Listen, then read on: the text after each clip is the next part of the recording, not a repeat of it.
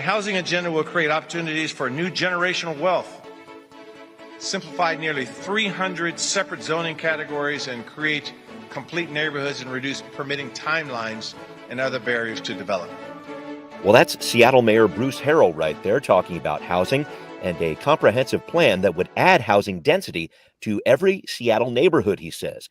So why are critics saying this is not nearly enough?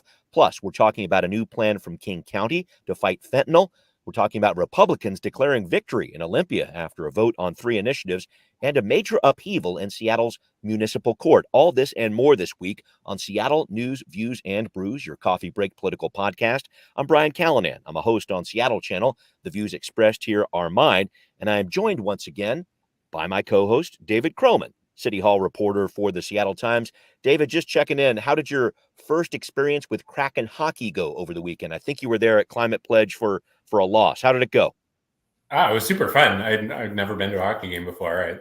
They did lose. Anytime I go to like a Seahawks game or a Sounders game, or in this case, a Kraken game where I don't usually go, right? It seems like they never score. So they did get 1 goal though. So yeah, no, but it was super fun. All right. Well, we'll blame you if they don't make the playoffs or something along those lines, or I hope not. Thank you, David, for joining us. Thanks to all of our patrons. A shout out to Christina for supporting the show as a patron. And here's hoping the rest of you listening out there follow her lead. At the $5 a month level, we will answer your questions right here on the podcast and give you access to patrons' first episodes as well. What a great deal. A big thanks also to Converge Media. The video version of the podcast airs on Converge Wednesday nights at 7. All right, let's get going here, right now. Well, after a week of protests and arrests at Seattle City Council's full council meeting, a calmer week for the city, but behind the scenes, a flurry of activity. Mayor Bruce Harrell has released his recommendations for the city's comprehensive plan. This is the blueprint of how we're going to achieve more housing growth in Seattle over the next 10 years. The plan would allow for more homes in the city's residential neighborhoods, including adding more ADUs, those accessory dwelling units, up to 4 or 6 in some cases, if they are deemed affordable or near enough to transit. The mayor says his plan would create a path towards 100,000 new homes over the next 20 years, and that's really where the question marks start here. King County says we need 112,000 over that time period, and many critics are saying what the mayor is proposing maybe gives us half of what we need, with 1 million people expected to move here over the new 2 decades. David, help us break this down here. Does the mayor's comprehensive plan go far enough? How do you look at this? On paper, I mean, it does expand density in every neighborhood. Right now, if you do ADUs or a DADU, you can build up to 3 units on single family lots. This bumps that to 4, or even as much as 6 if you're near major transit stops, which a lot of Seattle is. You can go higher than that if you add some affordable units. So on paper, it does increase capacity. The thing that will be interesting to watch is whether the city has done enough to make this pencil out for developers who might be interested here, because one criticism of this is that while it adds the number of possible units you could build per lot, it doesn't increase the amount of square footage that housing can take up on that lot. I see.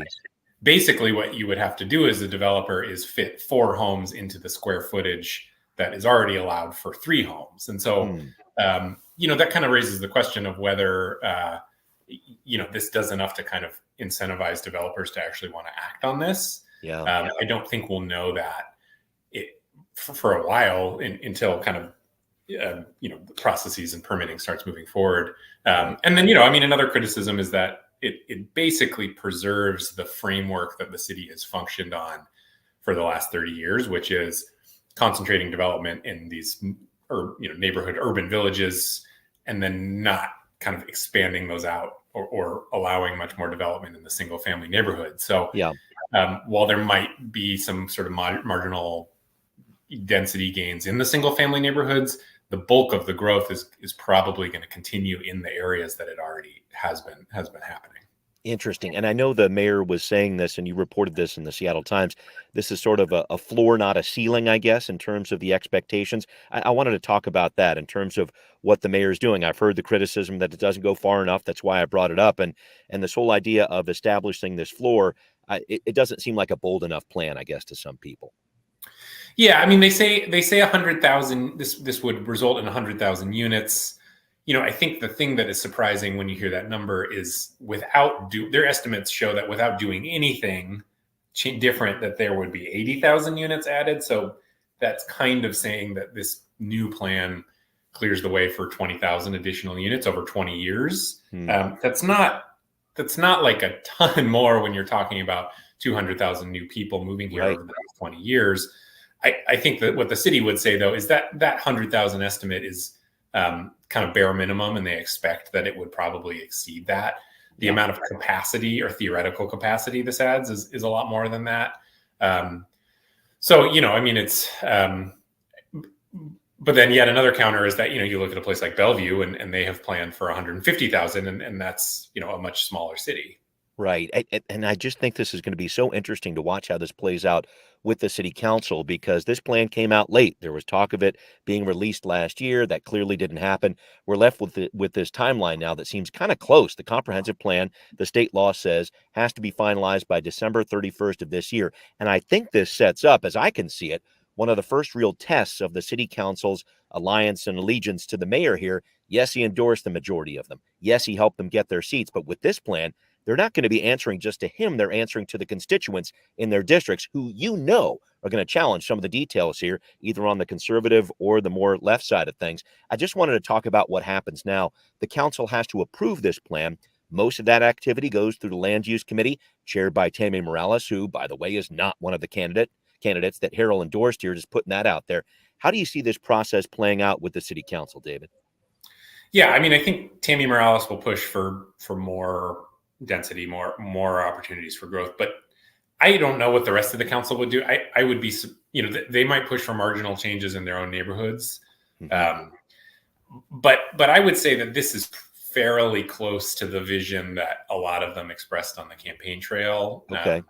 This looks most, try to avoid going down these wonky paths too much, but this proposal kind of looks most similarly to the alternative 5 pitch. Right. Yeah. There's that alternative 6 that was pushing for more. Anyway, keep going. Which was never really studied in depth. But which is basically endorsing a strategy of more housing, more density in the places where it already exists along arterials and urban villages. Okay. A little bit more in the places where it doesn't, but not to the level that you would expect. Okay. Apartment buildings and single family homes. And so, I don't know.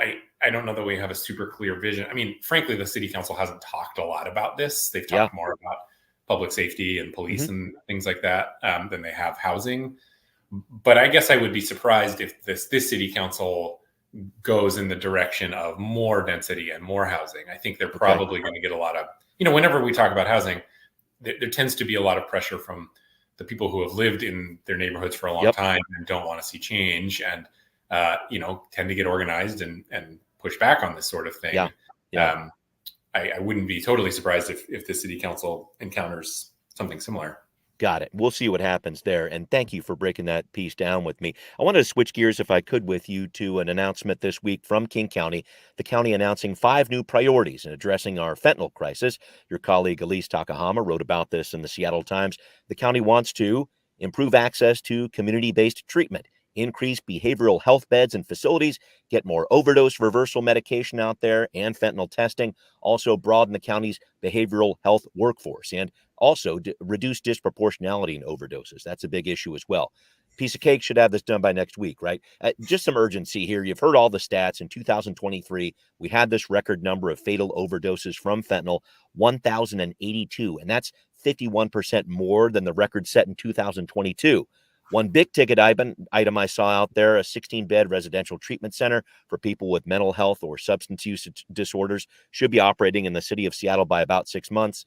Plus, the county's talking about a 24/7 sobering center, a 24/7 buprenorphine prescribing line. That's the drug that helps with overdoses here, and some more mobile treatment teams on the streets. I just wanted to break this down with you, David, because it's a big headline, but I'm still left with the question, what is this? What impact, I guess, is this going to have? Because the county was investing a lot of money in fentanyl issues last year as well. Yeah, I don't know. I mean, I feel like increasingly we are seeing some. I mean, the tough thing is I would say some of these strategies are still a bit rooted in a time when heroin was kind of the main problem, and you maybe some fentanyl would sneak in, and you want to test for it, and you have these overdose kits. The problem with fentanyl is it's now kind of taken over. It's just much quicker. It's much more powerful. Overdose reversal doesn't work always on fentanyl. And I think there was some thought before with supervised consumption sites. People needed places to go and use drugs, and maybe that would be an opportunity to connect and build relationships with them. Right. Fentanyl, it doesn't need that as much because a lot of them are just pills. You're just popping pills. So, I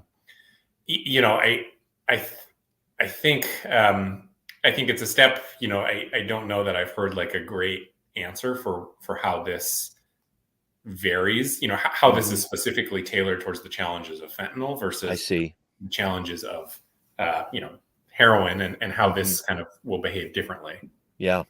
A very interesting point there, especially when you talk about consumption and how it happens. It's a much quicker process and a much cheaper process with fentanyl, too, when they're buying tablets for less than $1 a piece. I did want to follow up on something from last week you brought up with me. We were talking about which local government should be helping refugees and asylum seekers. You noted that the county has been pushing back a little bit on the city has been pushing back a little bit on the county, saying, all right, these asylum seekers, this has got to be a county issue, a state issue. Those agencies need to take care of this, not the city of Seattle. Do you sense a similar push on this issue with fentanyl? Because the mayor's office did put out a statement after this Monday press conference saying, we're working on this together. We've got Seattle's Health 99 team out there on the overdose cases, but it wasn't those, hey, we're standing shoulder to shoulder kind of press conferences. Am I reading too much into that? What do you think? No, I don't think you are reading too much into it. I mean, he and Council President Sarah Nelson have both, they say the language about we're all in this together, and we are supportive. And of course, the city puts a lot of money towards these county efforts. But at the same time, they are, they do take a moment to make the point that they see this as the primary responsibility of Public Health Seattle King County, which Seattle, of course, has a stake in. I mean, they're involved and they spend a lot of money there, but they have members from the city council that are on that board. Keep going. Yeah. Right. But the feeling is increasingly, and this is kind of parallel to the Regional Homelessness Authority, which is we're spending a lot of money on this, and not a lot of conviction that money is doing what the city wants it to do. So what they do want it to do, I'm not sure, but I feel like there has been a little more of a rift between the city and the county on this, where the city basically sees it as the county's responsibility, but at the same time, the city has kind of bought a stake, so to speak, in that effort, and that stake they believe should give them more of a say in exactly how these efforts are moving forward. Right. And they're looking for a bigger return on the investment, if you will. I've definitely heard that on the homelessness front, too. Well, thank you for that, David. And I wanted to move on with you if I could. We're talking about 3 initiatives from the conservative group Let's Go Washington. They have just been passed by the state legislature. Republicans doing a victory dance down in the state capitol. How will these bills affect taxes, public safety, our schools? And what does this mean for the November election? We're going to break down some details on. Now hear this. Well, over this past week, state lawmakers have decided to pass 3 of the 6 initiatives presented by Let's Go Washington. One banning a state income tax. Another one, a Parents' Bill of Rights, regarding what parents are entitled to know about instructional materials in our public schools. And one on police chases. This one really had the most debate. Democrats said rolling the legal standard back to police simply having a reasonable suspicion the person they want to chase has broken the law will result in more fatalities. But Republicans say this will be an important tool to fight against criminal activity. We lead the nation, or nearly lead the nation, in retail theft and auto theft. We've had, sadly, all kinds of new records broken when it comes to crime. And this is one step, an important step, but only one step to get us back in the right direction. That's Senator John Braun, the minority leader of the state Senate, the Republican from the 20th district down in Centralia. And David, it's important to point out that the other 3 bills presented by Let's Go Washington to repeal the Climate Commitment Act and its carbon market, to get rid of our new capital gains tax, and to eliminate that payroll tax that pays for long-term care in our state, those will be on the ballot, and I'll get to that in a minute. But I wanted to talk about the impact of passing these three initiatives and what this really means. This Parents' Bill of Rights, a little bit confusing. It won't supersede any federal protections of privacy when it comes to health matters. That's a big issue there. The income tax vote didn't really do anything to help with our tax burden. The police chases, I guess we'll see how this plays out. What was your takeaway from this? Yeah, I mean, I think I'd be curious to know. I'd be curious to know what the polling shows. I mean, polling on referendum or on initiatives is always really finicky, but I have to think it showed that these all had a pretty good shot at passing. Otherwise, I'd be surprised if Democrats would have gone. That's why legislators put them to a vote, right? Right. Yeah, exactly. Which is why I think Democrats were probably willing to take them up. The Parental Bill of Rights, I frankly don't entirely understand that. Me either. Yeah. What it does differently than what already exists. The income tax, I think that's probably an acknowledgement that just taxes like that have always done really badly on the ballot. And so I suppose that Democrats figured they would rather have a hand in crafting that legislation rather than turn it totally over to voters. Yeah. And, the police chase one, I think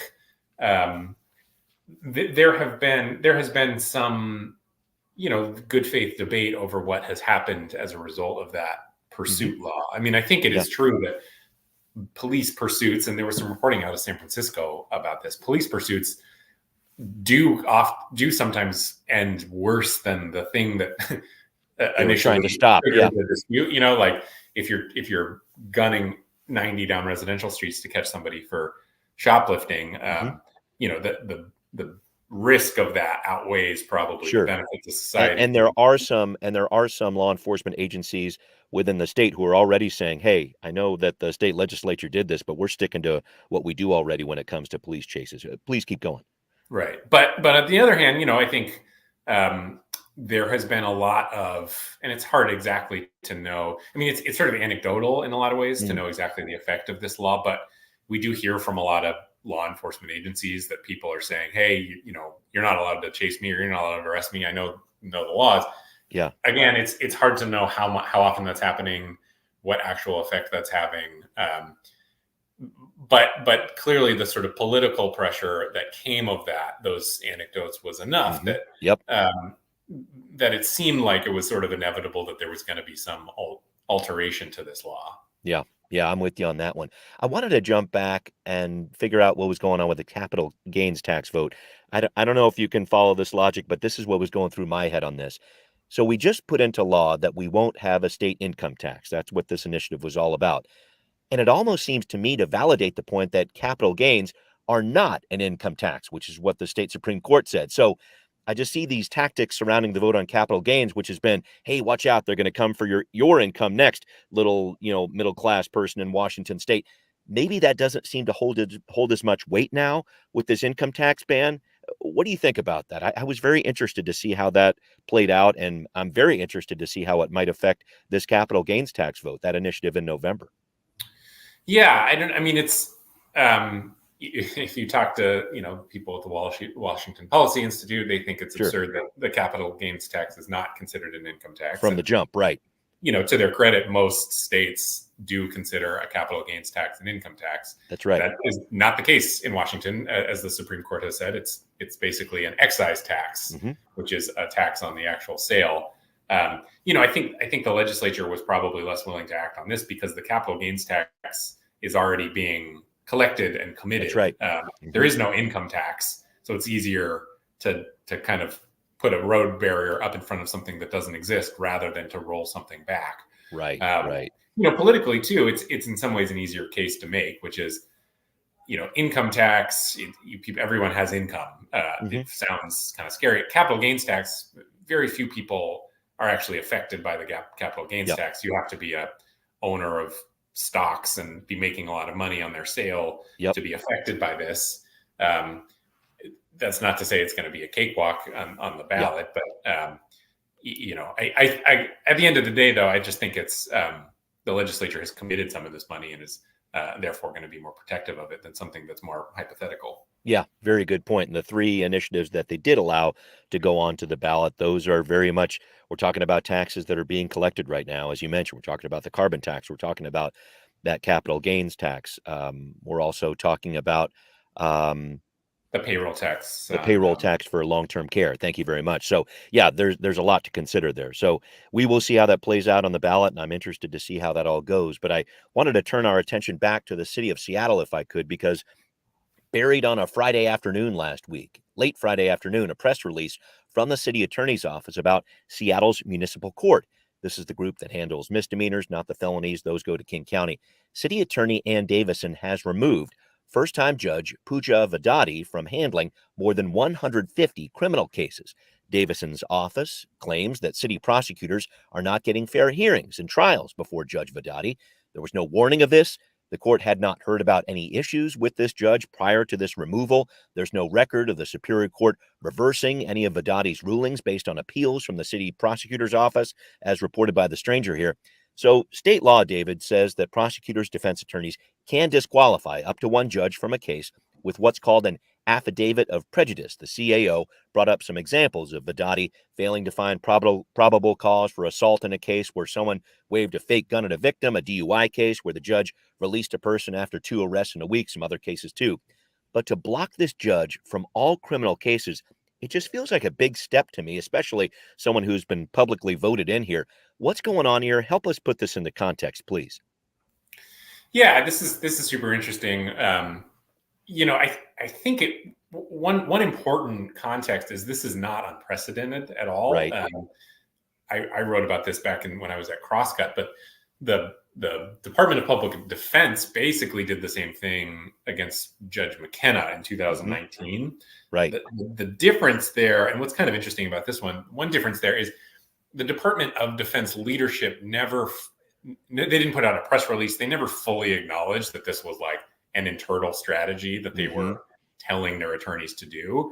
I think it sort of strains credulity to think that they didn't understand that this was happening and were basically supportive of it because it was happening broadly and across many, many cases that DPD lawyers were filing these affidavits of prejudice to move off of Judge McKenna.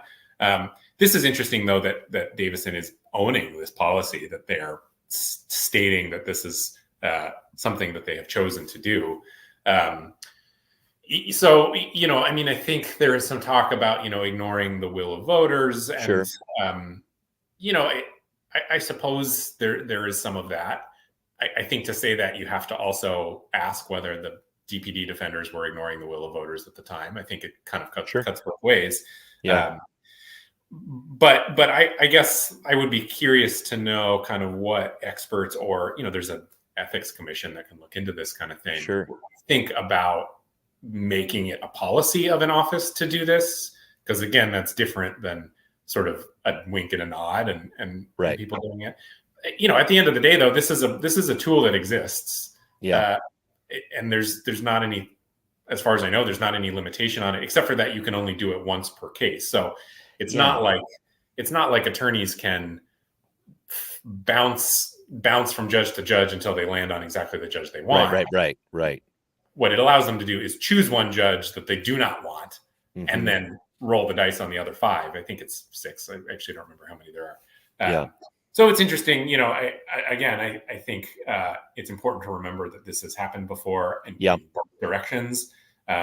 It does kind of show, I think, a frustration on the part of the city attorney's office with the results that they're getting in municipal court, though.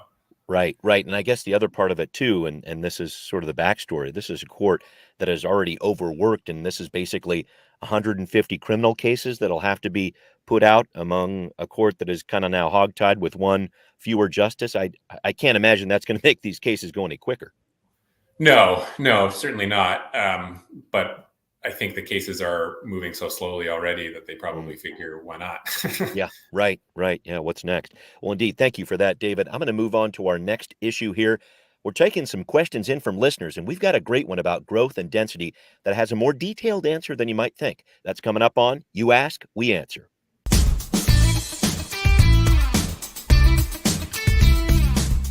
Okay, here's the segment of the show where we try to answer any questions that patrons send in about local government. We need your emails. Send them in to Seattle News, Views, and Brews. Spell it out at gmail.com. And thank you very much for your input. Really want to showcase what our patrons are asking here. And here's one, David, from Eric, who writes this. As the state and city are passing infill laws, talking about density here, do they override HOA covenants? Homeowners associations there. For instance, I was looking at the Elford Park Covenant, which is a community north of Carkeek. Every home in Elford Park has an acre of land, and the covenant says that you can only construct a second building on your land if it is for a servant in the employ of that homeowner.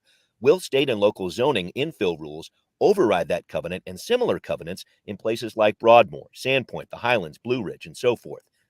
The short answer to your question is no, Eric. These new laws will not override these homeowner agreements or covenants. And just to touch on that for a minute, David, I think that may have been another big knock on the mayor's plan. It is adding some growth, but some of these older, less diverse areas of the cities, like these HOA kind of neighborhoods, they won't really be affected by this, as I understand it.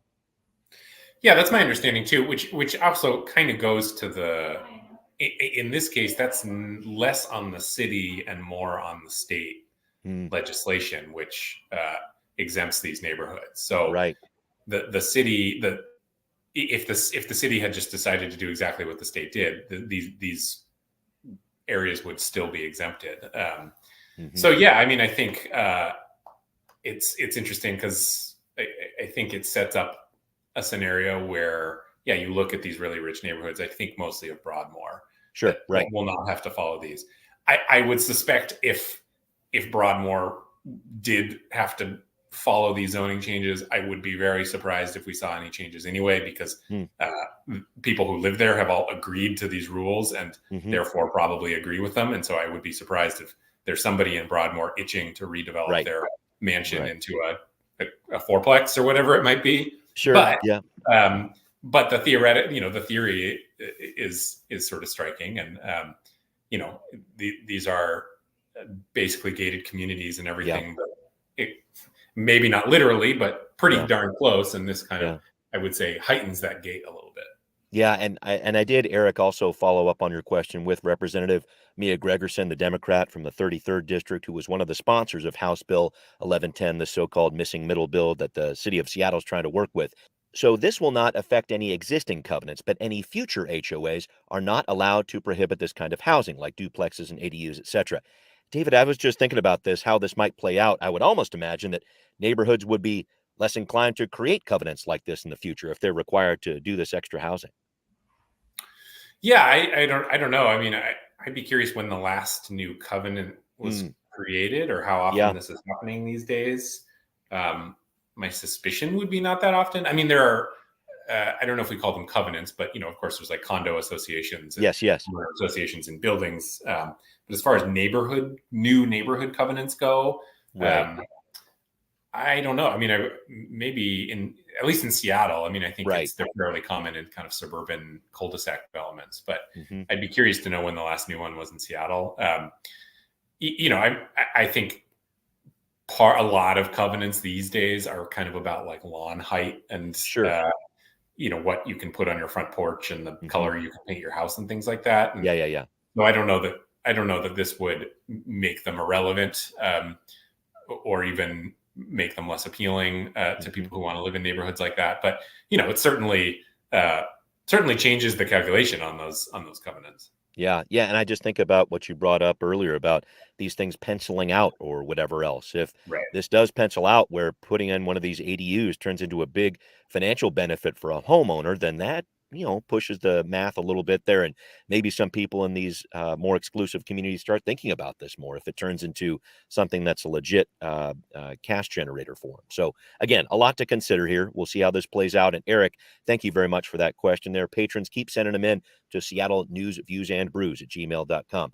David, need to wrap up with you, my friend. Are you getting worried that the Mariners have only won one spring training game? I saw you post about that. I wanted to check in. No, I don't think I actually am. I feel like, a lot of those losses are at the hands of a single A reliever who Sure. never had any chance at making the team anyway.